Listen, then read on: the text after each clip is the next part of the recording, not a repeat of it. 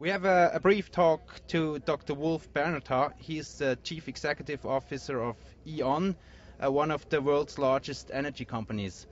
Dr. Bernotat, in your lecture you will outline a European energy supply strategy for the future. What are the key elements of such a strategy?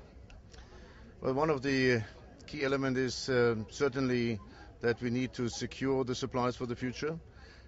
We need to secure the right energy mix going into the future. Energy mix means oil, of course, but also gas and other sources, especially for our industry, for the power sector.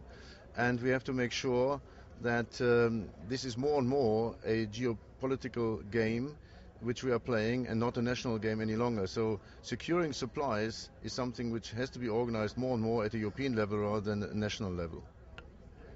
You once said to the Financial Times that the European Commission is the bigger threat to European energy security than Russia because of the ideas there to break up the largest European energy firms in order to boost competition.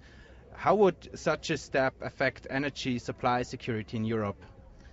Well, I think it would go in the wrong direction, actually, because we have less and less suppliers of gas, for instance, in the world. We have the Russians, we have the Norwegians for Europe, and a declining production in the UK and in Holland.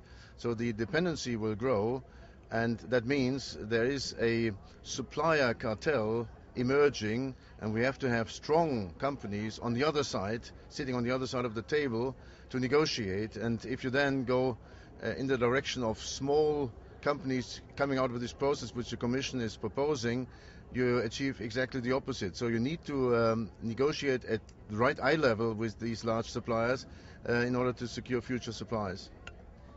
It seems more and more difficult in Europe and especially in Germany to find a reasonable consensus on the energy mix of the future. Why is that, and how could this blockade in policy making overcome? Well, actually, we have no consistent energy policy since 1982. That was the last year when it was designed and published. So since then, we are stumbling through the energy scene more on the political side, and we are repeatedly asking the government to come up with a consistent, comprehensive energy policy. And the reason why that has not happened in the past, in my view, that energy policies for the last at least 8 to 10 years was sort of the point between coalitions which could lead to breaking up coalitions if one doesn't agree on energy policies. That was between Social Democrats and Green, and now between the Christian Democrats and the Social Democrats in Germany. So energy policy is sort of sitting in between the coalitions, and therefore politicians hesitated to really touch it and come up with a comprehensive strategy.